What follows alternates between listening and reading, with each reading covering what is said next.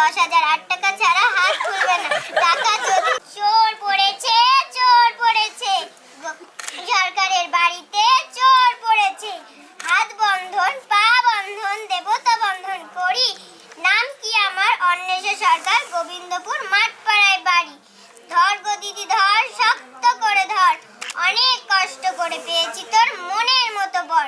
কোথা থেকে এলেন আপনি, কি বা আপনার নাম, কি বা আপনার পরিচয়?